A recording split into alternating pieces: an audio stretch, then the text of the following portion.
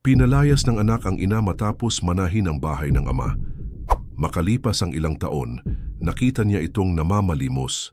Matagal nang hindi nakikipag-usap si Isagani kay Ligaya. 2 araw na mula noong burol ni Danilo, mas ang katahimikan sa pagitan nila ay mas mabigat kaysa sa anumang matalim na salita. Pilit ni Ligaya na panatilihing maayos ang bahay, sumusunod sa araw-araw na gawain na para bang makakatulong iyon na buuin muli ang mga piraso, ngunit tila lahat ng bagay ay nakakairita sa anak. Sa almusal, inirereklamo nito kung paano hiniwa ang tinapay. Sa hapon, nagalit dahil sa amoy ng sabong panlaba. Sa gabi, kinuwestiyon ang nilutong monggo, sabing hindi ganoon ang gusto ng ama. Patay na siya, ama. Magpapakabait ka pa rin sa isang taong wala na. Biglang sigaw nito sabay bagsak ng kutsara at tinidor sa mesa. Nilunok ni Ligaya ang sakit at mahinahong tumugon. Ikaw ang nagsabing, hindi mo na matiis ang luto ko. Yan ang luto ng tatay mo. Tumayo si Isagani at pumasok sa kwarto, binagsakan ng pinto. Ang totoo ni siya mismo ay hindi na rin alam ang gusto niya. Galit siya, malungkot, pagod. Hindi niya alam paano tanggapin ang pagkawala, lalo na ang pakiramdam na parang nakakulong siya sa bahay na iyon, sa parehong paulit-ulit na araw, sa tahimik na presensya ng ina. Si Ligaya naman, pilit na iniiwasan ang sigalot. Nagluluksa siya, pero ayaw niyang ipakita ang kahinaan. Araw-araw siyang naghuhugas, nagtutupi, nagluluto. Ayaw niyang magmukhang pabigat, ayaw niyang maging sagabal. Gusto lang niyang buhayin ang huling natitirang alaala ni Danilo, ang samahan ng mag-ina. Mabigat ang atmosfera, tahimik pero tensyonado. Umaalingasaw ang usapin ng mana sa paligid, pero walang naglalakas loob na banggitin ito. Naniniwala si Ligaya na hati ang lahat ng iniwan ng asawa. Kilala niya si Danilo. Makatarungan ito. Alam niyang kailangan pa ni Isagani ng gabay. Pero alam din niyang tumatanda na ako. Hindi niya ako pababayaan, wika niya, habang nagtitimpla ng kape. Si Isagani naman tila ba sigurado na sa kanya ang bahay. Alam ni Papa na ako na ang lalaki sa bahay. Ako ang dapat magpatuloy ng buhay. Bulong niya sa sarili habang nagsusuklay sa harap ng salamin. Ngayon, sandaling pahinga muna para magpatuloy kaming makapagbahagi ng mga ganitong kwento ng libre. Hinihiling naming i-like nyo ang video at mag-subscribe sa aming channel. Sabihin din sa comments kung taga saan ka nanonood ng kwentong ito. Maraming salamat at ituloy natin ang kwento. Makaraan ang 2 araw, ipinatawag sila sa opisina ng abogado. Payak ang silid, isang madilim na mesa na makintab ngunit halatang luma na at ilang upuang may tela na kupas na ang kulay. Mabango ng lumang papel at malamig na kape ang paligid. Nakadisplay sa pader ang mga diploma at lumang larawan, tila gustong ipakitang seryoso ang lugar. Ang abogado, isang payat na lalaki na nasa gitnang edad at may pagod na ekspresyon, ay sinalubong sila ng may pormalidad. Ikinasasama ko ng loob ang inyong pagkalugi, aniya habang dahan-dahang binubuksan ang makapal na folder, para bang alam niyang ang sasabihin niya ay magbabago sa natitirang kapayapaan ng pamilyang iyon. Tumango si Ligaya sa katahimikan, hawak ang handbag sa kandungan gamit ang parehong kamay, at naupo ng tuwid. Si Isagani na may lumundo sa silya sa tabi, nakabukaka at nakahalukip-kip. Parang gusto na lang tapusin agad ang lahat. Matapos ang mga legal na pormalidad, pinunasan ng abogado ang salamin gamit ang panyo, muling isinuot ito ng maayos, at sinimulan ang pagbabasa ng testamento. Ayon sa dokumentong pinirmahan ni Hinoong Danilo Morales, 1 buwan bago siya pumanaw, idinedeklara kong lahat ng ari-arian, kabilang ang pangunahing tahanan, bank accounts at kasangkapan sa bahay, ay buong mapupunta sa nag-iisa niyang anak na si Isagani Morales. Parang naubos ang hangin sa loob ng kwarto. Hindi agad nakagalaw si Ligaya. Tinitigan lang niya ang kanyang mga kamay, ang magkaakap na mga daliri, parang sinusubukang unawain kung tama ba ang narinig niya o baka guni-guni lang. Samantala napabuntong hininga si Isagani, kita sa katawan ang pagkaluwag na parang iyon talaga ang inaasahan niya. Tumalikod siya, ngumiti ng bahagya at pabulong na may kasiyahan, sabay sabing alam niya ang ginagawa niya. Si Ligaya, pilit nilulunok ang hapdi, ay tumingala at nagtanong mahinahon pero matatag, "Yun lang ba?" Kumilos ng bahagya ang abogado, kinuha ang isa pang sobre mula sa folder. "May isa pa." Isang liham na isinulat kamay, isinama sa testamento. Hiningi ni Ginoong Danilo na basahin ito ng malakas sa harap ninyong dalawa. Maingat niyang binuksan ang sobre, inalis ang isang papel na tiklop sa 3 bahagi, sulat kamay na may matatag at bahagyang pahilig na letra, at sinimula ng pagbasa habang kapwa na natiling tahimik ang mag-ina. Anak, kung nababasa mo ang liham na ito, ibig sabihin wala na ako. Sana ay payapa ka na at nasa mabuting kalagayan ng iyong ina. Pinili kong ipangalan sa iyo ang bahay dahil naniniwala akong kailangan mo ng panibagong simula. Sisimula ka pa lang sa buhay at kailangan mo ng pundasyon para lumago. Pero may hinihiling ako. Mangako ka na aalagaan mo ang iyong ina. Lagi siyang nag-alaga sa akin. Lagi kanyang inalagaan. Maaring sa iyo ang bahay, pero siya ang dahilan kung bakit ito naging tahanan. Maging lalaki ka, pero bago ang lahat, maging anak ka. Iyan ang sukatan ng tunay na pagkatao. Ang pag-aalaga sa kanya ang magiging pinakamalaking pamana mo. Huwag mong balewalain iyon. Nagkaroon ng mabigat, nakakailang na katahimikan na para bang lumapot ang hangin sa pagitan nila. Si Ligaya, na may mga matang puno ng luha, ay nanatiling nakataas ang ulo, pilit na nilalabanan ang pag-iyak. Si Isagani ay nanatiling walang galaw sa loob ng ilang segundo, nakatitig sa isang walang saysay na bahagi ng pader, na para bang sinusubukang unawain o tanggihan ang mga salitang narinig niya. Pagkatapos, iniabot niya ang kamay ng mahinahon at nagtanong, "Pwede bang sa akin na lang siya?" Tumango ang abogado at iniabot ang papel. Kinuha ni Isagani ang sulat, muling binasa sa ibabaw at maingat na tiniklop ito bago inilagay sa bulsa ng kanyang pantalon na parang nagtatago ng isang bagay na masyadong delikado para muling basahin. Huminga ng malalim si Ligaya at sinubukang magsalita ng hindi tunog mapanumbat. Ang tatay mo ay isang taong may isip. Alam niyang kailangan mo ng suporta, pero alam din niyang kailangan din natin alagaan ang isa't isa. Magkasama. Bigla ang tumayo si Isagani mula sa upuan. Pinutol ang usapan. Iniwan niya sa akin ang bahay. Yan lang ang mahalaga ngayon. Mag-uusap tayo sa bahay. At mabilis na lumabas ng silid, hindi lumingon. Nanatiling nakaupo si Ligaya ng ilang segundo. Ang tingin ay nakatutok sa kawalan habang mahigpit na nakakapit ang mga daliri sa strap ng kanyang bag. Tumayo ang abogado at tahimik na lumapit sa kanya. Kailangan niya ng oras. Ang sakit ay nagpapalito sa tao, sabi nito sa banayad na tinig, sinubukang pagaanin ang sitwasyon. Si Ligaya na may mapait na kalahating ngiti ay sumagot, "Ang sakit ang nagpapakita kung sino talaga tayo." At tumayo siya.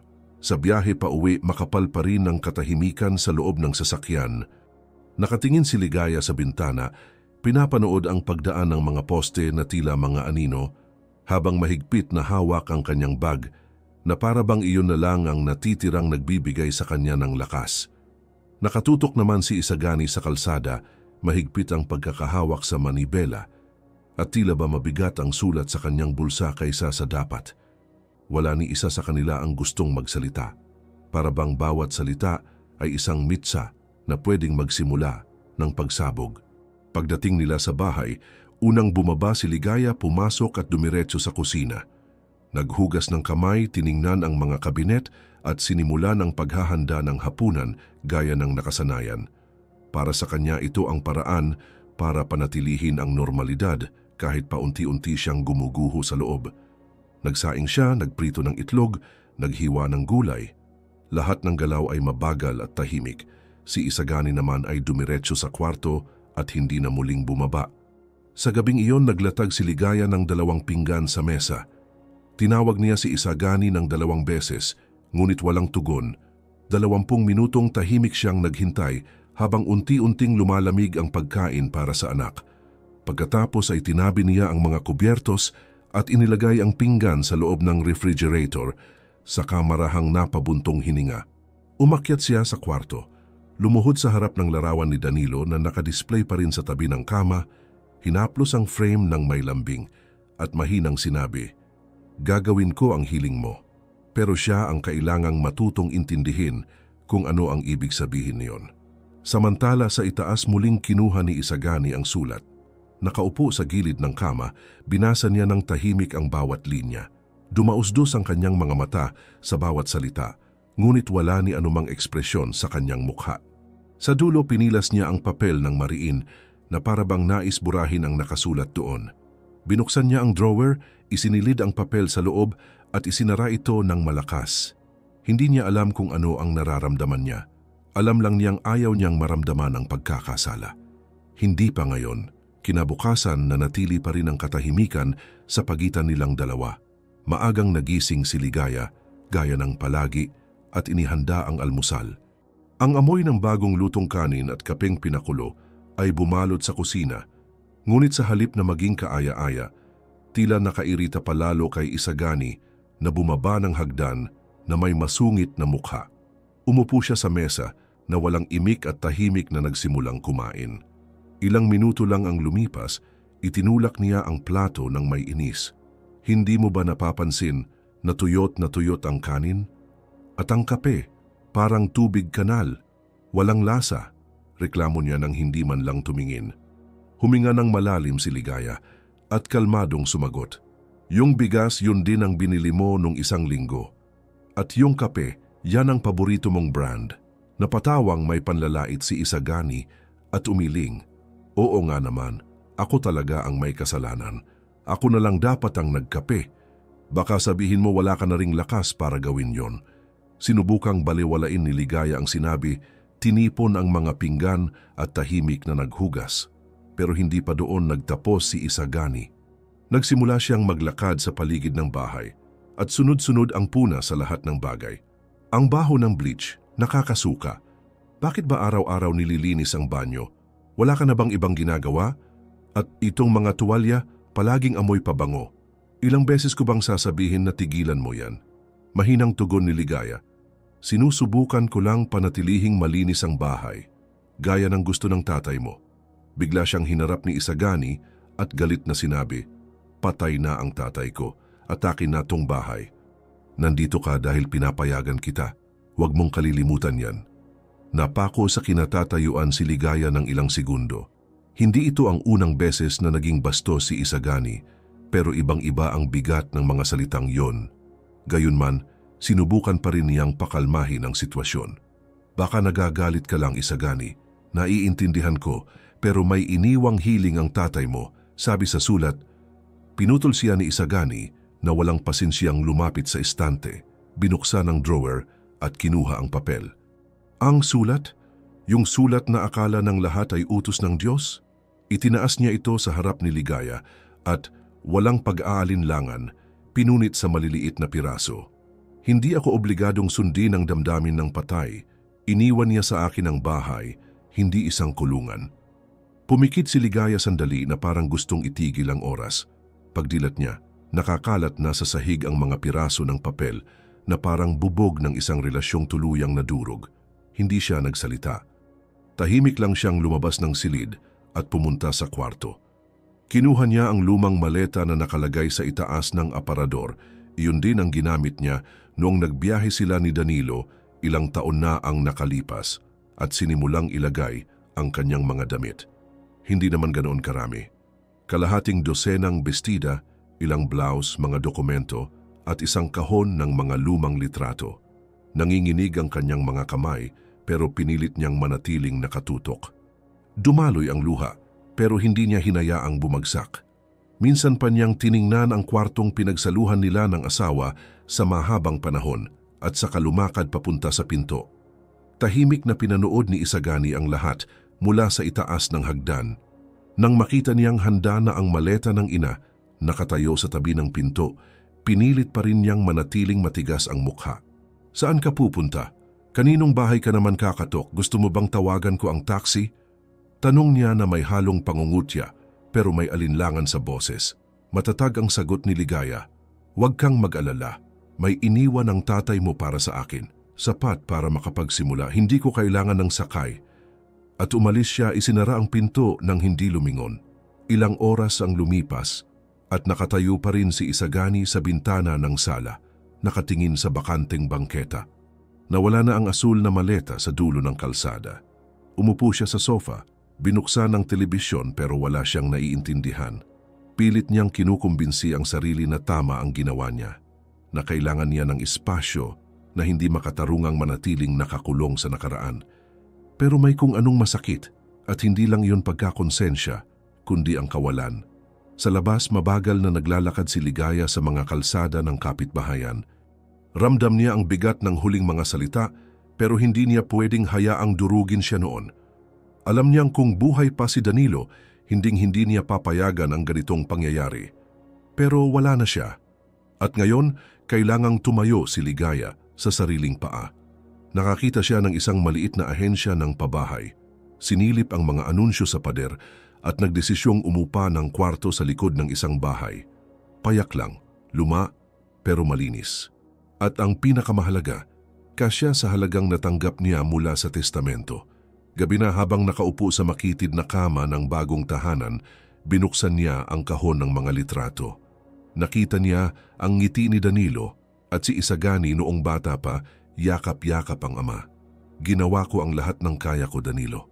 Ngayon siya na ang kailangang matutong mag-isa. Isinara niya ang kahon, pinatay ang ilaw at humiga. Mabigat ang puso pero matatag ang isip. Hindi pa niya alam kung ano ang susunod, pero isang bagay ang sigurado. Hindi na niya kailangan ng anak para mabuhay. Sa mga unang araw, naglalakad-lakad si Ligaya sa paligid ng bagong tirahan, isang maliit na kwarto sa likod ng lumang bahay. Payak lang ang lugar. May mga pader na may mantsa ng panahon at isang banyong pinaghahatian ng lahat ng nangungupahan, pero sapat na iyon para mabuhay. Ang kama ay umiingay sa tuwing hihiga siya at makitid ang aparador, pero may nararamdaman siyang matagal nang nawala. Isang uri ng gaan. Kahit masakit pa rin ang puso at sariwa pa ang alaala ng ginawa ni Isagani, iba ang katahimikan sa lugar na iyon. Hindi ito nanunumbat, hindi humihingi, basta nariyan lang. Hindi nagtagal, nagsimula na siyang maghanap ng mapagkakakitaan. Naglakad siya sa mga kalye, dala ang isang maliit na kwaderno kung saan niya isinusulat ang mga posibleng kontak at isang bag na may lamang mga retaso at sinulid para ipakita sa mga tao. Kumakatok siya sa mga pintuan, nagpapakilalang mananahi at nag-aalok ng simpleng pagkukumpuni. Ilang kapitbahay dahil sa awa o pagkabighani ay nagbigay sa kanya ng pantalon na kailangang ayusin, laylayan na kailangang iklian o zipper na kailangang palitan. Hindi kailangang madaliin, sabi nila, at palagi siyang nakangiting sumasagot, "Maingat ko po itong gagawin pero mabilis ko ring ibabalik." Unti-unti, ang mga maliit na trabaho ay naging bahagi ng kanyang araw-araw. Gumawa si Ligaya ng pansamantalang mesa ng pananahi sa tabi ng bintana ng kanyang kwarto. At ginamit ang isang lumang makinang nabili niya gamit ang parte ng perang natira. Nanahi siya hanggang gabi sa ilalim ng mahinang ilaw ng isang lampshade at tanging tunog ng karayom ang bumabasag sa katahimikan. Unti-unting bumalik ang tibay sa kanyang mga kamay at ang kulay sa kanyang mukha. Wala mang karangyaan o kaginhawahan, pakiramdam niya ay nasa tamang landas siya. Oo, mag-isa siya, pero malaya sa tensyon na matagal na niyang kinarga. Samantala, sa kabilang panig ng lungsod, palagi ng tanghali kung gumising si Isagani. Wala nang ina para maghanda ng almusal, marumi ang kalan, at puno ng hugasin ang lababo. Kaya't nagsimula siyang laktawan ang mga pagkain. Maghapon siyang nakahilata sa sofa, nakatitig lang sa TV o cellphone.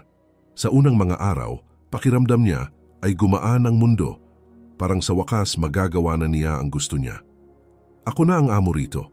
Wala nang nag-uutos sa akin," bulong niya habang naglalaro ng video game. Pero habang lumilipas ang mga araw, nagsimulang bumigat ang katahimikan ng bahay. Naging instant na lang ang pagkain na puno ng alikabok ang mga silid. At ang dating inaasam na katahimikan ay naging nakakabinging pag-iisa.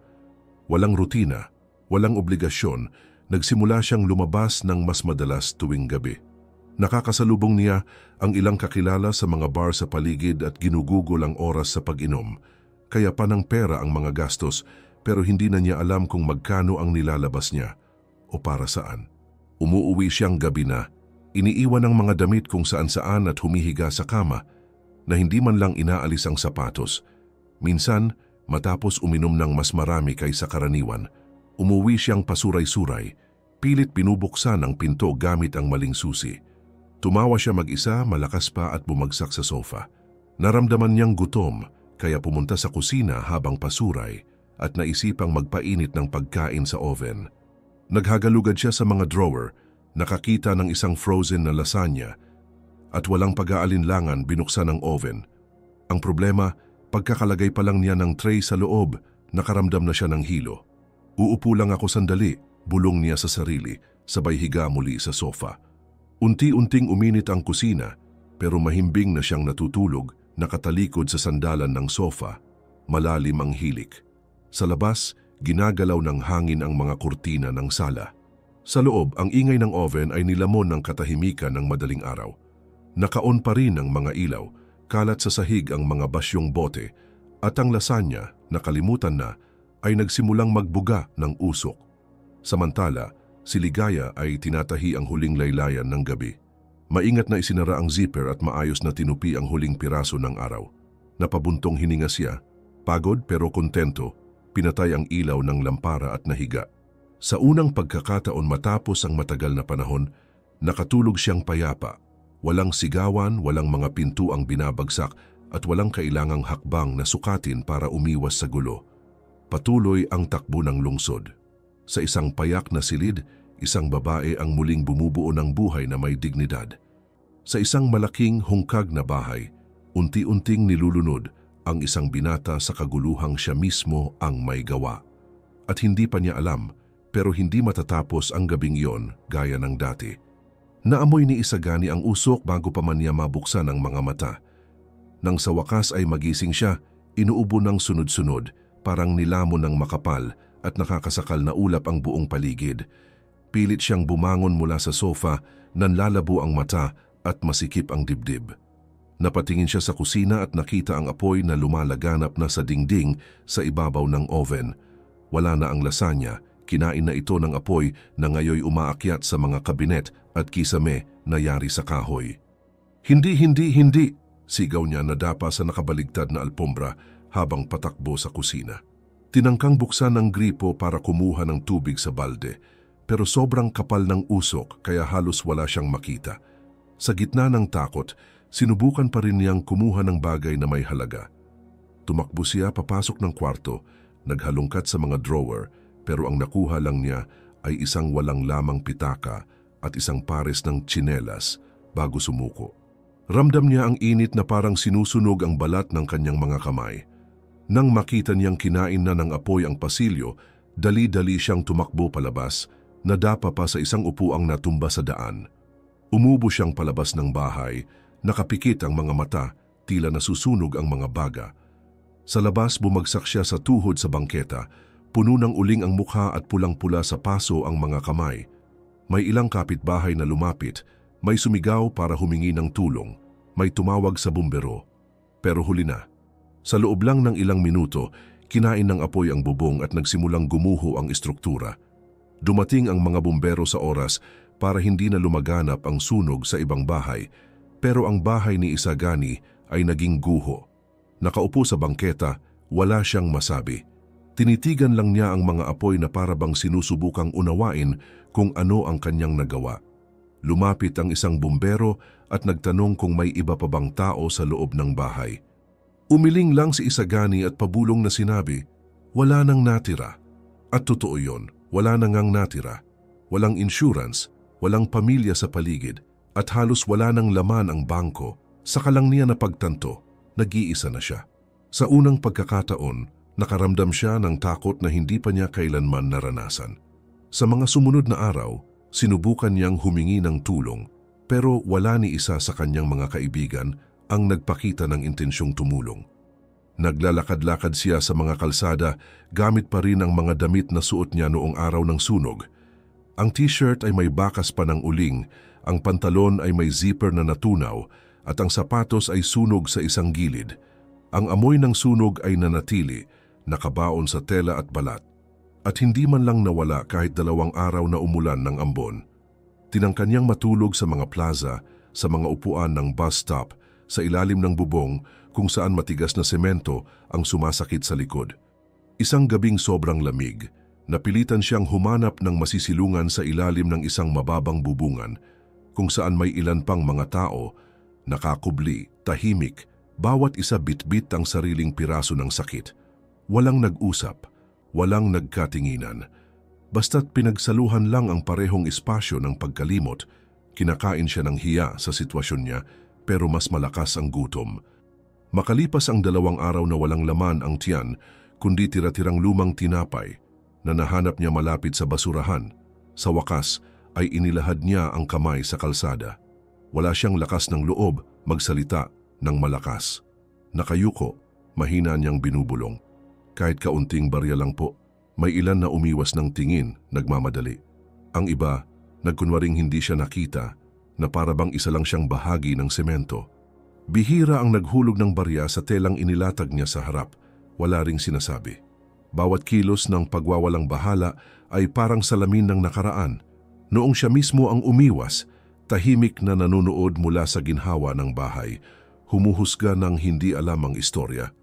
Nagpapanggap lang yan, gusto lang ng madaling pera ang sabi niya noon. Ngayon, siya na mismo ang nandoon, giba ang dangal, namumuhay sa bangungot na hindi niya kailanman inakalang mararanasan. Sa mga gabi, muli niyang nararanasan ang sunog sa mga magulong panaginip. Nagigising siya sa kalagitnaan ng madaling araw, hingal na hingal, pinagpapawisan ng malamig, muli niyang nararamdaman ang init ng apoy, ang amoy ng usok, ang lagitik ng kahoy na nababasag. Sinusubukan niyang linisin ang sarili gamit ang basang tela sa mga palikuran ng gasolinahan, ngunit ang refleksyon sa salamin ay isang taong hindi na niya kilala.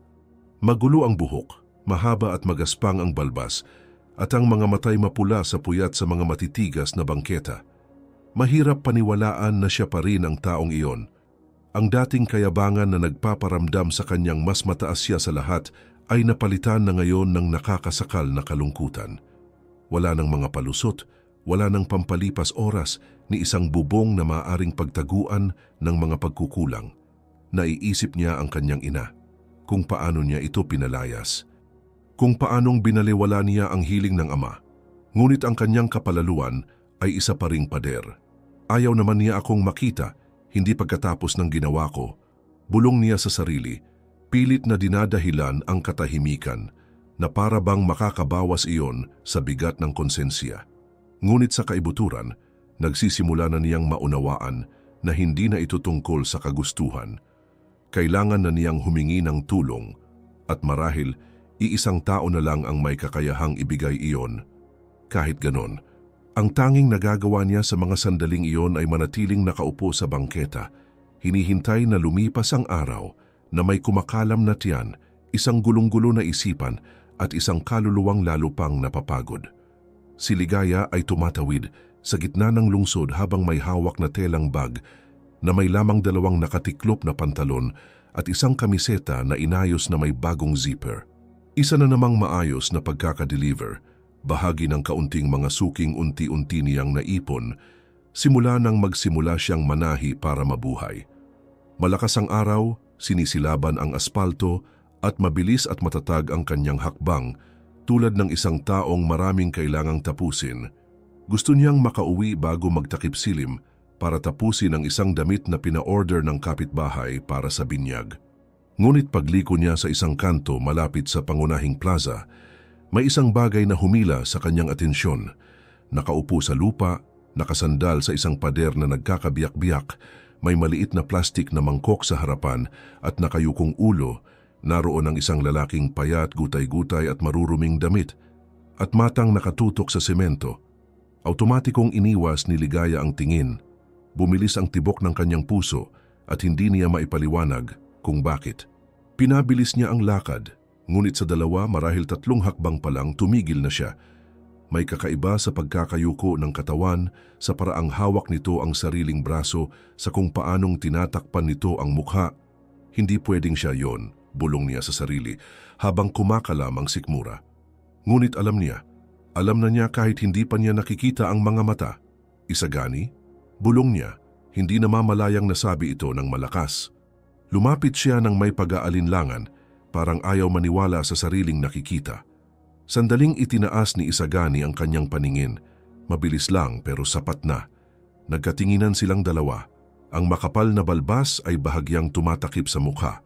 Ang buhok ay dikit-dikit sa langis at ang amoy ay matapang. Tila ba ilang araw nang hindi naliligo ang katawan, ngunit wala ng duda. Siya iyon, si Isagani, ang anak niya. Ang parehong anak na pinalayas siya, ang punit ang liham ng ama. Ang nagsabing hindi niya kailangan ng sinuman. Naroon siya ngayon, sa kalsada, talunan. Agad niyang iniwas ang tingin, hinila ang damit upang takpan ang mga braso at tumalikod. "Umalis ka na, ma. Hindi mo kailangang makita ito," sabi niya sa paos na boses, hindi man lang siya tinitingnan. Si Ligaya ay patuloy na sinusubukang unawain ang lahat ng nakikita niya.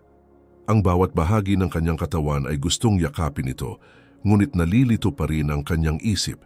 Hindi niya alam kung totoo ba ito, kung isang bitag, kung naroon ba si Isagani dahil desperado o dahil pinaparusahan. "Nakatira ka na sa kalye?" tanong niya. Hirap ang boses habang sinusuri ang paligid, naghahanap ng ibang paliwanag. "May nangyari ba?" Napatawa si Isagani, isang tuyot, mapait na tawa na para bang wala nang natitirang lakas para sa kahit anong pagpapanggap. "Lahat nangyari. Nasunog ang bahay, nawalan ako ng lahat. At walang gustong tumulong kahit ako hindi ko natulungan ang sarili ko." Nanatiling nakatayo si Ligaya sa harap niya. Dumaraan ang mga sasakyan, naglalakad ang mga tao, pero tila wala na siyang naririnig. Tinitingnan lang niya ang anak, may halong pagkabigla at sakit sa kanyang mukha. "Akala ko umaarte ka lang, na isa lang tong palabas. Pero sa itsura mong yan, talagang bumagsak ka na ano?" sabi niya habang nauupo sa tabi nito sa bangketa. Walang pakialam sa mga matang nakatingin. "Hindi ka dapat nandito. Hindi pagkatapos ng ginawa ko," sagot ni Isagani. Tinatakpan ang mukha ng mga kamay. "Pero narito ako. At hindi ako aalis," ang sagot niya, matatag. Unti-unti isinalaysay ni Isagani ang lahat.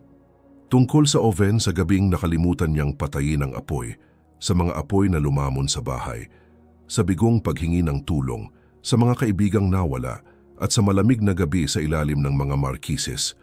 Nakinig si Ligaya sa katahimikan. Hindi siya sumabat, hindi siya humusga. Nakinig lang siya, habang ang puso ay masikip at ang mga matay bahagyang naiiyak. Nang matapos si Isagani, ibinaba niya ang ulo, talunan, at marahil ay inaasahang sermonan, parusahan, o mas malala pa, ang pagtalikod. Pero ibang bagay ang narinig niya, "Sasama ka sa akin. Kahit ano pa ang nangyari, anak pa rin kita. At kung nagkamali ka, sa akin mo dapat matutunang magsimulang muli." Tiningnan siya ni Isagani, gulat na gulat, hindi makapaniwala. "Tatanggapin mo ako? Sa kabila ng lahat ng sinabi ko sa paraang pinalayas kita sa bahay?" Maayos ang sagot ni Ligaya. "Hindi ko nakalimutan, pero hindi rin ako nagtanim ng galit. Kung may isang bagay na itinuro sa akin ng tatay mo, yun ay na ang pagmamahal ng isang ina ay hindi nasisira ng pride."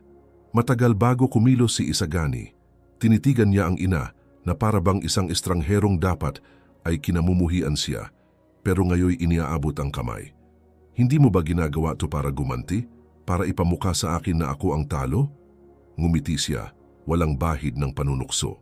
"Kung gusto ko lang sana makita kang naghihirap, dumaan lang sana ako dito at lumingon sa kabilang direksyon.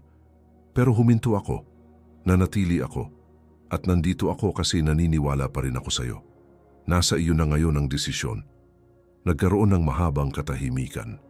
Huminga siya ng malalim, tumingin sa paligid at napagtantong wala na talaga siyang natitira. Marumi, mahina, pagod. At sa harap niya, ang tanging taong nakakakita pa rin ng halaga sa kung sino siya, hindi sa kung anong meron siya. "Sige na nga, Nay, sasama ako sa iyo," sabi niya sa wakas, paos ang boses. At sa sandaling iyon, kahit hindi niya alam, ginawa ni Isagani ang unang hakbang pabalik. Sa araw ring iyon, dinala ni Ligaya si Isagani sa maliit na kwartong inuupahan niya sa likod ng isang payak na bahay. Tahimik lang ang biyahe, may kaunting komentaryo lang tungkol sa panahon at trapiko. Tila pareho silang humuhugot ng lakas para unawain ang lahat ng nangyayari. Pagdating nila, dahan-dahan niyang binuksan ang pinto at itinuro ng ulo ang bandang kanan. "Diyan ka na lang sa kutsyon sa sulok. Hindi maning grande pero malinis at mainit," sabi niyang simple habang tinitingnan ni Isagani ang paligid. Makitid ang silid. May isang kama, isang mesang kahoy na may makinang panahi at ilang estante ng tilat sinulid. Pero sa kabila nito, may mainit na pakiramdam. Lumuhod si Isagani, hinaplos ang kutsyon sa sahig at nagsabing, "Ayos na to. Mas okay kaysa sa bangketa." Sa unang gabi natulog siyang walang kumot, nakayakap sa sarili, parang hindi pa rin makapaniwalang nandoon siya. Naghain si Ligaya ng kanin at pritong itlog, nilagay ang 2 pinggan sa mesa at tinawag siya ng payak lang. "Kain na." Umupo sila magkatapat at kumain ng tahimik. Hindi nila pinag-usapan ang nakaraan ni ang sariwang sugat. Basta kumain lang sila. At iyon pa lang, simula na. Sa mga sumunod na araw, unti-unting nagbago ang takbo ng bahay dahil sa presensya niya. Patuloy si Ligaya sa maagang paglabas para maghatid ng mga pananahi, bumabalik ng may bagong gawain at nananahi hanggang gabi. Si Isagani sa kabilang banda tahimik sa mga unang araw, natutulog hanggang tanghali, inaayos ang kutsyon sa abot ng makakaya, tumutulong maghugas ng pinggan o magwalis. Unti-unti, napapansin niya ang bigat ng pasan ng ina. Laging pagod, pero matatag. Nagsasaing, naglilinis, nananahi, pero laging may ngiting mahinahon kapag tinatanong niya kung kailangan ng tulong. Isang gabing ganoon, habang nakaupo sa sahig at pinapanood ang inang abala sa makina ng pananahi, mahinang nagsalita si Isagani. "Nay, parang kailangan ko na yatang maghanap ng mapagkakakitaan. Hindi pwedeng ganito na lang ako." Sandaling huminto si Ligaya, tumingin sa kanya at sinabing may lambing, "Ikaw ang dapat magpasya niyan, hindi kita pipilitin. Pero alam kong kung gugustuhin mo, makakahanap ka ng paraan." Kinabukasan, mas maaga siyang bumangon at naglakad-lakad sa mga kalsada ng barangay. Pumasok sa mga talyer, panaderya, maliit na tindahan. Sa isang motor repair shop, tinitigan siya ng matandang lalaki mula ulo hanggang paa at tinanong, "Marunong ka bang magpalit kahit gulong lang?" Matapat ang sagot ni Isagani, "Hindi po, pero matututo ako." Tumawa ang lalaki at sinabing, "Sige, bumalik ka bukas. May mga gamit akong kailangang linisin." Doon nagsimula. Trabahong pansamantala, maliit ang kita, pero sa unang pagkakataon, sa matagal na panahon, naramdaman ni Isagani na may silbi ang ginagawa niya. Lumipas ang mga araw, umaalis siya ng maaga, bumabalik ng pagod. May grasa sa kamay at amoy langis sa katawan. Noong una parang parusa ang pagod, pero di nagtagal, naging dahilan ito ng kaunting pagmamalaki. Naghahanda ng hapunan si Ligaya at pinaghahatian nila kung anumang meron. Nagtatawanan sa simpleng bagay, gaya ng pagkakamali niya sa trabaho o kwento ng mga kapitbahay.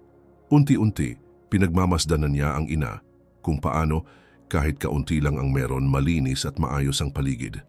Kung paanong araw-araw may lakas pa rin itong harapin ang mundo na may dangal. Isang hapon ng Sabado, matapos niyang kunin ang sahod, dumaan siya sa tindahan at bumili ng simpleng tasa na may disenyong bulaklak. "Alaala lang to," sabi niya habang iniaabot sa ina, medyo nahihiya. "Para sa kape mo sa umaga." Kinuha ni Ligaya ang tasa, hawak itong maingat, saka tumingin sa kanya na kumikislap ang mga mata. "Salamat. Tamang-tama, kailangan ko na rin ng bago." Wala na siyang ibang sinabi, pero sapat na ang ngiti niya. Sa munting kilos na iyon, may bagong bagay na namamagitan sa kanilang dalawa. Hindi pa iyon ganap na kapatawaran, ni muling nabubuong pagmamahal. Pero isa itong palatandaan, isang tulay na unti-unting muling na itatayo, hindi sa pamamagitan ng salita, kundi ng gawa. At sa ganitong paraan araw-araw, unti-unting naintindihan ni Isagani na ang pagiging adulto ay hindi tungkol sa mga pamana o ari-arian, kundi sa pagkilala ng sariling pagkakamali, pagkakaroon ng kababaang loob para magsimulang muli, at lakas ng loob para alagaan ng taong kailanmay hindi sumuko sa kanya. Lumipas ang ilang buwan mula nang magsimulang manirahan si Isagani kasama si Ligaya sa maliit na kwarto sa likuran. Ang dating sabog na rutina ay naging natural na daloy ng araw-araw. Maaga siyang gumigising, iniinom ang kape na inihahanda ng ina, pumapasok sa trabaho sa talyer at umuuwi sa hapon, pagod, puno ng grasa, pero may kasamang pagod na may kakaibang kasiyahan. Si Ligaya na may patuloy sa kanyang pananahi, nagtatahi ng ilang oras na parang alam niyang bawat tahi ay mahalaga. Sa pagitan ng isang order at isa pa, naghahanda siya ng pagkain, nag-aayos ng espasyo at pinagmamasdan ang galaw ng anak, laging maingat, pero hindi mapanghimasok. Nagbago na ang samahan nilang dalawa. Wala na ang mga matatalim na tinginan. Wala na ring mabibigat na katahimikan. Sa gabi, sabay silang kumakain at nagkukwentuhan tungkol sa maghapon. Nagtatawanan sa mga nangyayari sa talyer, sa kakaibang hiling ng mga customer, at sa mga alaala ng nakaraan na dati masakit pero ngayon nagsisimulang lumambot.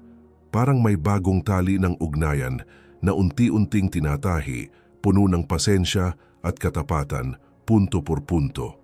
Pero habang lumilipas ang mga linggo, napansin ni Isagani ang kakaiba. Hirap na si Ligaya bumangon. Minsan, nakakalimutang may niluluto sa kalan o nabibitawan ang mga sinulid sa sahig. May mga sandaling ititigil nito ang pananahi para maupo, sabay sabing kailangan lang magpahinga ng kaunti. Init lang yan, sagot niya tuwing tinatanong ng anak kung ayos lang ba siya. Tumatanda na ko, anak, hindi na tulad ng dati ang katawan. Noong una, naniwala si Isagani. Akala niya baka nga dahil lang sa pagod o kulang sa tulog. Pero isang hapon, maaga siyang umuwi mula sa trabaho at nadatnan ang ina na nakahandusay sa sahig sa tabi ng makinang panahi. Nataranta siyang lumapit, paulit-ulit na tinatawag ang ina. Dahan-dahang iminulat ni Ligaya ang mga mata, litong-lito at pilit na tumayo mag-isa. Wala to. Bigla lang akong tumayo, nahilo lang, bulong niya. Pero ang kaputlaan ng mukha at panginginig ng mga kamay ay ibang sinasabi. Hindi na nag-aksaya ng oras si Isagani. Tama na, titigil na tayo sa pagpapanggap. Pupunta tayong ospital ngayon, sabi niya, habang kinukuha ang bag ng ina at tumatawag ng sasakyan. Sa ospital, matapos ang mahabang paghihintay at ilang pagsusuri, pumasok ang doktor sa silid na seryoso ang mukha.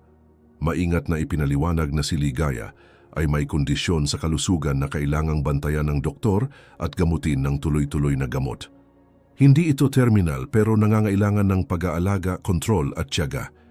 Kailangan niyang magpahinga, baguhin ang pagkain at hindi na pwedeng matagal na nakaupot na nanahi. Matagal nang humihingi ng tulong ang katawan niya. Tahimik na pinakinggan ni Isagani ang lahat. Pakiramdam niya'y may buhol sa dibdib.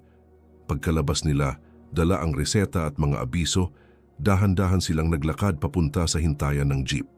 Doon naupo si Ligaya, sa tabi niya hawak ang papel at mahina ang tinig na nagsabing, "Mahal yan, anak, at kaunti lang ang bisa ng mga gamot na to.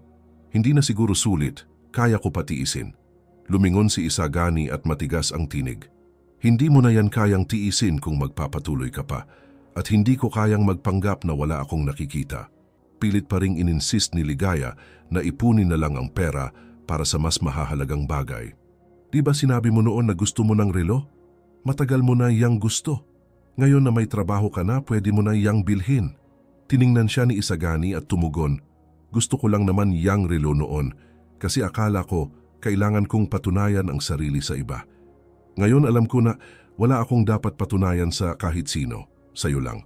At ang pag-aalaga sa'yo, mas mahalaga kaysa kahit anong relo." Sa mga sumunod na araw, ginamit ni Isagani ang lahat ng naipon niyang pera mula noong nagsimula siyang magtrabaho para bumili ng gamot, bayaran ang mga pagsusuri at mag-ipon ng mga gamit para sa gamutan sa bahay. Inayos niya ang schedule ng pag-inom ng gamot, niluluto ang mga pagkaing inirekomenda ng doktor at tinitiyak ang tamang oras ng pahinga ng ina. Nagiiwan siya ng mga paalala na uminom ng tubig, dinadala ang prutas na hiniwa patungo sa mesa ng pananahi, at kapag may oras, tumutulong siya sa pag-aayos ng mga tela. Si Ligaya, gulat pa rin sa ganong dedikasyon, ay palihim na pinagmamasdan ng anak. Tahimik, tinatanggap niya ang isang anak na tila ngayon lang niya tunay na nakilala. Hindi na ito ang dating batang padalos-dalos at walang utang na loob na itinaboy siya palabas ng bahay ilang buwan na ang nakalipas. Sa tabi niya ngayon, naroon ang isang lalaking natutong magmahal, hindi sa salita kundi sa gawa. At sa unang pagkakataon, pakiramdam niya'y inaalagaan siya. Nang buong buo, walang hinihingi, walang kapalit, puro pagmamahal lang. Sa mga sumunod na linggo, halos hindi na makabangon si Ligaya mula sa kama. Parang ngayon lang tunay na naniningil ang katawan niya sa lahat ng taon ng pagod, mga gabing walang tulog, at lahat ng sakit na tiniis niya ng walang imik. Nabawasan na ang mga pag-atake ng hilo dahil sa gamot, pero nanatili pa rin ang panghihina. Maghapon siyang nakahiga, natatakpan ng manipis na kumot, nakapikit at mabagal ang paghinga. Sa mga sandaling nagigising siya, madalas niyang makitang naroon si Isagani. Naghahanda ng tsa, inaayos ang mga gamot o binabasa ang mga label para siguraduhing tama ang lahat. Inako niya ang lahat sa bahay. Siya ang naglalaba, naglilinis ng sahig at nagluluto ng kanin na may parehong pag-iingat na nakita niya sa ina sa loob ng maraming taon. Sa trabaho, humingi siya ng pahintulot na umuwi ng mas maaga sa ngayon at pumayag ang amo, sabay sabing bihira raw makakita ng anak na ganoon kadedikado. Ginugugol ni Isagani ang buong araw sa pagbalik-balik mula sa talyer hanggang sa pag-aalaga kay Ligaya, pero ni minsan ay hindi siya nagreklamo. Sa halip, tila ba doon pa niya nakikita ang tunay na kahulugan ng bawat gawain. Napansin ito ng mga kapitbahay, nagkukwentuhan sila sa isa't isa, sumisilip mula sa mga siwang ng pinto kung paanong tila ibang-iba na ang itsura niya. Siya ba yung lalaking pinalayas ang nanay niya? Parang ibang tao na siya ngayon. Nakakatuwang panoorin kung paano niya alagaan ang ina niya. Ang mga salitang ito ay umaabot sa pandinig ni Ligaya mula sa maninipis na pader at napapangiti siya kahit wala pa siyang lakas para bumangon. Si Isagani naman ay may bagong damdaming dala sa puso. Hindi lang ito tungkol sa pag-aalaga sa ina. Mas malalim ito. Gabi-gabi kapag nahiga na siya sa kutsyon, iniisip niya kung sino siya noon. Naalala niya ang liham na iniwan ng ama, kung paano niya ito pinunit, kung paanong malamig ang mga salitang sinabi niya sa ina. Nandito ka kasi pinayagan kita. Sa tuwing naaalala niya ito, sumasakit ang sikmura niya. Hindi niya maintindihan kung paanong nagawa niyang sabihin yon. Isa akong duwag. At mas malala pa, naging wala akong utang na loob. Bulong niya sa sarili, mariing pinipikit ang mga mata sa dilim. Isang umaga ng linggo matapos maghanda ng sopas at ihanda ang tsaa, naupo siya sa mesa, bitbit ang papel at panulat. Ilang minuto siyang nakatitig sa kawalan bago nagsimulang magsulat. Itay, huli na siguro ang liham na to pero baka ngayon lang ako handa talaga. Pinunit ko ang sulat mo noon na parang pabigat lang ito. Pero ngayon, ibibigay ko ang lahat para muling mabuo yon. Hiningi mong alagaan ko si nanay at nabigo ako. Pero sinusubukan kong itama yon. Nagbago na ako. Araw-araw habang pinapanood ko siyang natutulog at alam kong ako ang inaasahan niya, naiintindihan ko na ang ibig mong sabihin. Ang pagiging lalaki ay hindi lang pagkakaroon ng bahay, kundi pagiging karapat-dapat dito. Pagiging karapat-dapat sa tiwala ng taong umaasa sa iyo. Nagsulat pa siya ng isang pahina puno ng mga salitang hindi pa niya kailanman nasabi ng malakas. Nangakong magbabago siya, na pararangalan niya ang alaala ng ama, hindi sa mga ingranding gawa kundi sa mga simpleng kilos. Maingat niyang tiniklop ang liham at pumunta sa kahon ng pananahi ng kanyang ina. Dahan-dahan niya itong binuksan, isiniksik ang papel sa pagitan ng dalawang retaso at muling isinara. Hindi niya ito sinabi sa ina, hindi na kailangan. Ang liham na iyon ay usapan sa pagitan nila ng ama, pero higit pa roon, isang simbolo ng lalaking nais niyang maging. Gabi ring iyon, habang nakaupo sa tabi ng kama, hawak ang nanghihinang kamay ni Ligaya, naunawaan ni Isagani na ang tunay na pagbabago ay hindi dumating nang mawala ang bahay ni sa mga araw ng gutom sa lansangan. Dumating ito sa tahimik, araw-araw na muling pagbubuo ng sarili. Sa pamamagitan ng maliliit na hakbang, napagtanto niyang ang paglaki ay hindi lang tungkol sa tagumpay, kundi sa pagkilala sa kung ano ang tunay na mahalaga. At sa simpleng kwartong iyon, sa tunog ng tiktak ng orasan at mahinang paghinga ng kanyang ina, alam niyang walang alinlangan, nasa tamang landas na siya. Sa pagdaan ng mga linggo, unti-unting bumalik ang lakas ni Ligaya.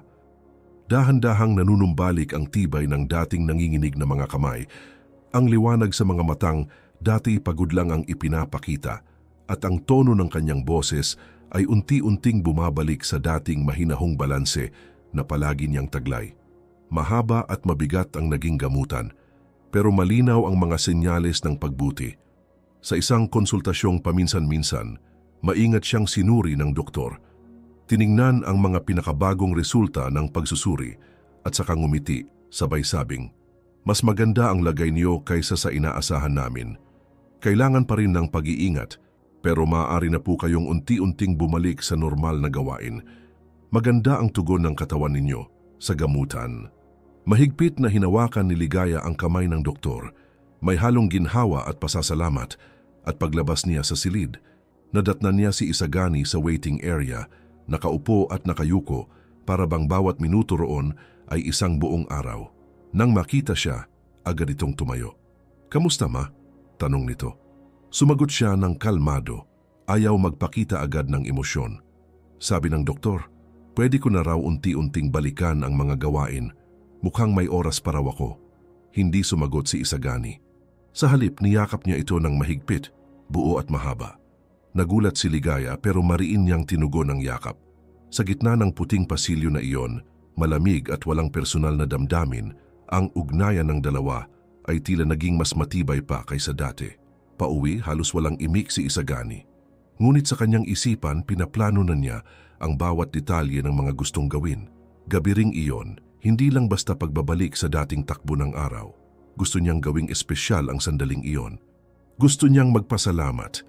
Ipakita kay Ligaya na nakita niya ang lahat, na kinikilala niya, na naaalala niya, at higit sa lahat na kailanman hindi na niya muling hahayaang maramdaman nitong wala siyang halaga. Pagdating nila sa bahay, humiga si Ligaya sandali. Sinabing pakiramdam niya ay medyo mahina pa rin siya. Sabi ni Isagani na lalabas lang saglit, may kailangan lang ayusin. At bumalik pagkalipas ng ilang minuto, may dalang simpleng supot sa kamay. Buong hapon siyang naging abala sa maliit na kusina.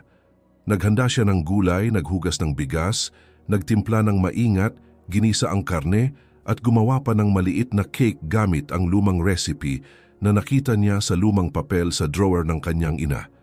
Sa pagitan ng paghahanda, inayos niya ang mesa gamit ang malinis na mantel, maayos ang pagkakapatong, at sa gitna'y naglagay siya ng basong may mga bulaklak na pinulot niya pauwi galing sa talyer. Karaniwang bulaklak lang, ligaw pero pinili ng may pagmamahal. Sa pagitan ng mga gawain, nilinis niya rin ang sahig, hinugasan ang natirang plato mula sa agahan at isinabit ang bagong basahan sa pinto ng lababo. Pagsapit ng gabi, tinawag niya ang ina. "Handa ka nang kumain?"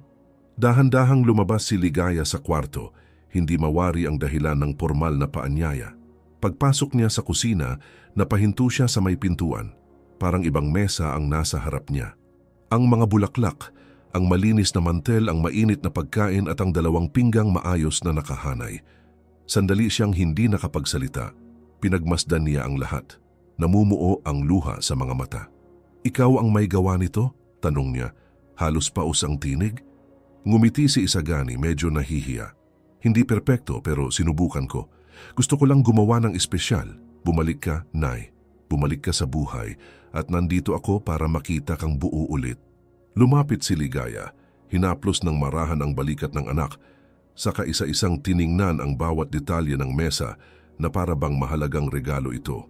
Umupo siya ng dahan-dahan at mahina niyang sinabi, "Hindi mo naman kailangang gawin lahat ng to, pero ginawa mo." Sumagot si Isagani habang nagsasandok ng kanin, "Wala to kumpara sa lahat ng ginawa mo para sa akin." Umupo sila. Kumain ng dahan-dahan. Pinuri niya ang pagkain. Sinabing sakto lang ang timpla, hindi malata ang kanin at tama ang luto ng karne. Tumawa si Isagani. "Naririnig ko pa nga ang sermon mo sa ulo ko habang nagluluto ako. Siguro may natutunan din ako." Habang kumakain, hindi sila nag-usap tungkol sa sakit, o sa nakaraan o sa pagsisisi. Napag-usapan ang tungkol sa talyer, sa plano ni Isagani na mag-aral sa gabi, sa kliyenteng nagpagawa ng cover para sa unan gamit ang telang wala na raw sa merkado. Tumawa sila, ngumiti at nag-toast gamit ang juice sa kahon. Pagtapos kumain, iniligpit ni Isagani ang mga pinggan at bumalik na may dalang 2 hiwa ng cake. "Hindi ko alam kung masarap, pero ito ang una kong gawa ng mag-isa." Tinikman ni Ligaya at ngumiti habang nakapikit. "Saktong tamis lang. Hindi man ito ang pinakamahusay sa mundo, pero ito ang paborito ko." Napatawa si Isagani at sumagot, "Buti na lang nagustuhan mo. Yan lang din kasi ang meron ngayon." Pagkatapos ng hapunan, Naupo silang magkasama sa veranda, tahimik lang. Maliwanag ang langit at may banayad na hanging dumadaloy. Tiningnan ni Ligaya ang anak na ngayon ay tila mas matured na, mas kalmado, may bakas ng karanasan sa mukha pero magaan na ang puso. Alam mo, pangarap ko talaga tong ganito, bulong niya. Yung magkasama tayo, tumatawa, walang takot, naghahati sa hapunang may malasakit. Pero dati akala ko, panaginip lang. Humarap si Isagani at tinitigan siya ng matatag. At ako naman ang tagal kong hindi alam kung ano talaga ang mahalaga. Ibinigay mo sa akin ang lahat, Nay. Kahit noong hindi ko iyon deserve, alam kong hindi lahat ng bagay pwedeng itama pero salamat dahil hindi ka sumuko sa akin kahit noong ako mismo ang sumuko na. Pinunasan ni Ligaya ang mata gamit ang gilid ng kamay. Anak, hindi tayo sumusuko sa taong mahal natin. Naghihintay lang tayo na bumalik sila at bumalik ka. Hinawakan niya ang kamay ng ina at pinisil ito ng may lambing. Pangako ko, hindi na ako aalis. Naiintindihan ko na ngayon ang halaga ng pagiging narito. Nitong simpleng buhay pero puno ng saysay. Sana lang nakita rin ni tatay ito. Na makita niyang nagtagumpay ka, na nagtagumpay tayong dalawa. Tumingala si Ligaya sa langit at bumulong. Nakikita niya anak, nakikita niya. Maliit lang ang bahay. Walang karangyaan, walang mamahaling gamit, at ang mga pader ay may bakas ng panahon. Pero sa gabing iyon, bawat sulok ng tahanan ay puno ng isang bagay na noon ay wala pa roon. Tunay na pagmamahal. Pagmamahal na hindi humihingi ng kapalit, hindi humahatol, hindi sumisigaw. Basta naroroon, nag-aalaga at naghihintay. At sa wakas, matapos ang napakaraming sakit, bumalik silang dalawa. Hindi sa kung ano sila dati, kundi sa kung ano talaga ang nararapat. Isang pamilya. Totoo, lumipas ang panahon ng walang ingay. Palit ng mga panahon at ang mga araw ay hindi na mabigat. Ang katahimikan, naging komportabling kaibigan. Ang araw-araw ni na Isagani at Ligaya ngayon ay maayos na at tahimik.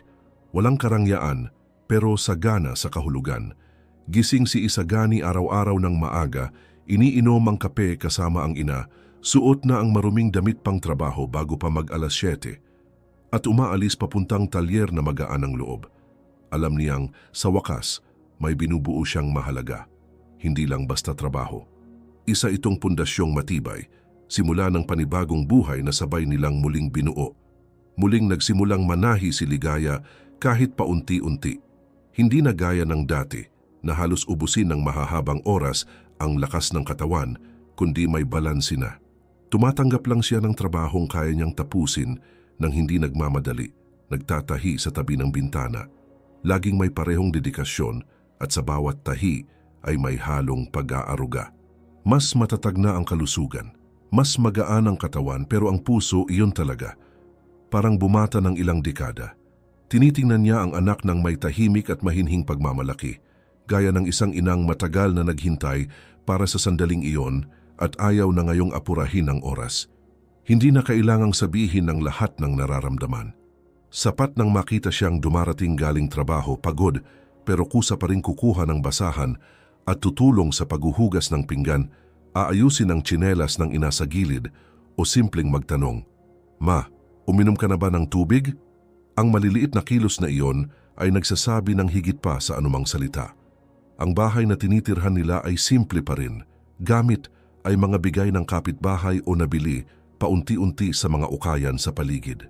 Pero malinis ang paligid, maayos at puno ng malasakit. Si Isagani, unti-unting nagsimulang magtabi ng bahagi ng kinikita para sa mga ayusin sa bahay.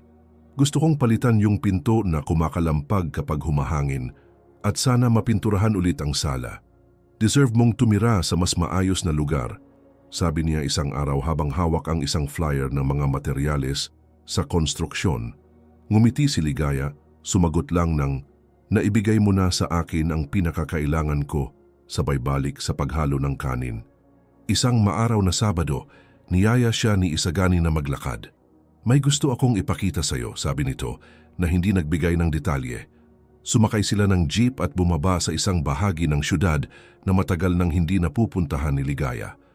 Naglakad pa sila ng ilang kanto hanggang sa huminto sa harap ng isang bakanting lote, puno ng matataas na damo at ilang ligaw na bulaklak na tumubo kung saan dating may semento. Inikot ni Ligaya ang paningin, hirap makilala ang lugar.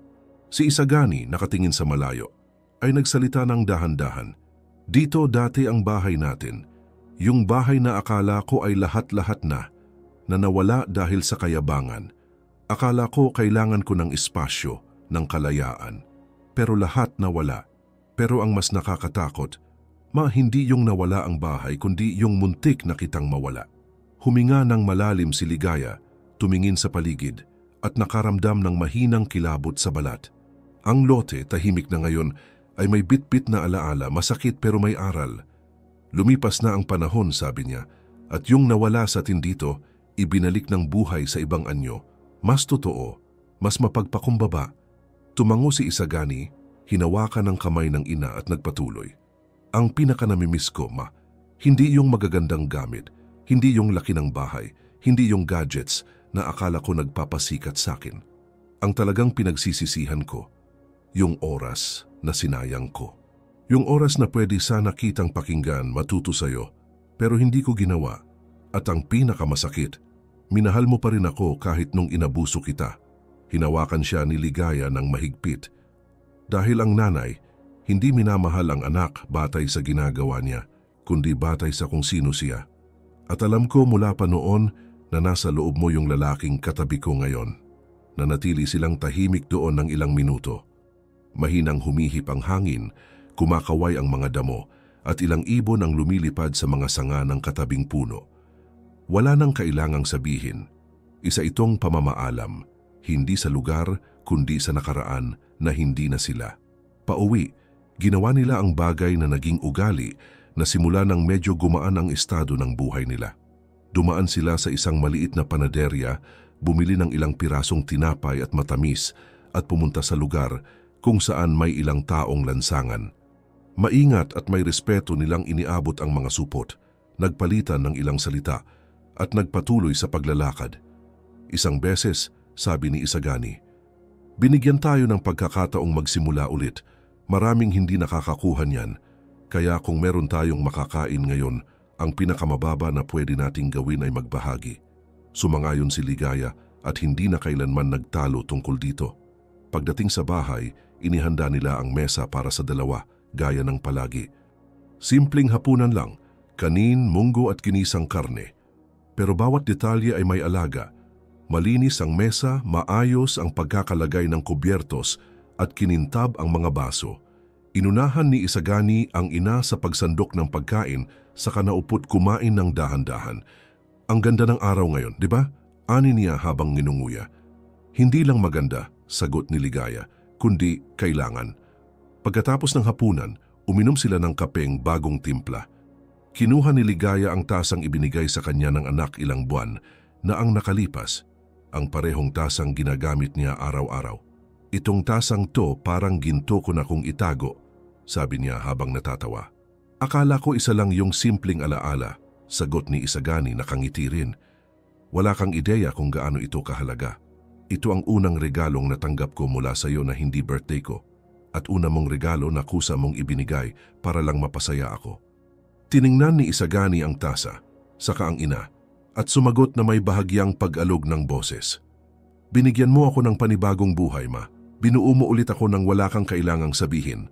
Kailangan ko lang panoorin ka at intindihin na lahat ng akala kong kahinaan. Iyon pala ang pinakamalakas na lakas. Lumipas ang gabi na may katahimikang payapa. Bukas ang bintana at may banayad na simoy ng hangin na may dalang amoy ng bagong lutong tinapay mula sa panaderya sa tabi. Ang langit puno ng bituin, tila ba kakampi sa sandaling iyon.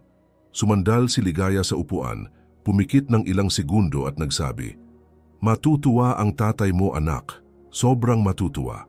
Ngumiti si Isagani, tumingala sa kisame at sumagot, "Ako rin. Minsan parang nararamdaman ko na andito pa rin siya, na parang pinapanood niya tayo." Tumayo si Ligaya ng dahan-dahan, dinala ang mga plato sa lababo, at agad namang tumayo si Isagani para tumulong. Hati nilang ginawa ang gawain, nagtatawanan habang pinapansin kung paano niya minamadali ang paghuhugas ng kutsara't tinidor at laging nakakalimutang banlawan ng maayos. Nilinis ni Ligaya ang kalan, pinunasan naman ni Isagani ang mga plato. Nang matapos sila, pinatay nila ang ilaw sa kusina at pumunta sa sala. Umupo silang magkatabi, pagod pero payapa. Wala nang minamadali, wala nang kulang. Gabi ring iyon, ang simpleng bahay na iyon ay hindi lang basta tahanan. Isa itong larawan ng muling pagbuo, hindi ng mga pader o bubong, kundi ng ugnayan, ng respeto, ng tunay na pagmamahal. Isa itong pagtatapos ng isang yugto at pagsisimula ng isang buhay na may layunin. At sa simpleng tagpong iyon, sa pagitan ng amoy ng kapeng na nanatili sa hangin at mga ngiting hindi kailangang apurahin, may isang malinaw na katotohanan. Ang mayroon sila ngayon ay mas mahalaga pa kaysa anumang pamana. Nasa tahanan na sila. Sa wakas, at sa unang pagkakataon, alam nila ito. Maraming salamat sa pag-abot hanggang dito. Sa isang mundong puno ng sakit na madalas ay dumadaan ng walang nakikinig, pinili mong makinig hanggang sa huli. Kung nakapagpaantig sa iyo ang kwentong ito, huwag kalimutang mag-subscribe. Malaking tulong ito para maipagpatuloy namin ang pagbabahagi ng mga totoong kwento. Mga kwentong dapat talagang marinig. Sabihin sa comments kung taga saan ka nanonood. At kung maaari, i-share mo rin. Maaaring maliit na bagay lang ito, pero ang pagpapalaganap ng isang kwentong puno ng pagbangon ay isa ring paraan ng pagkalat ng pag-asa.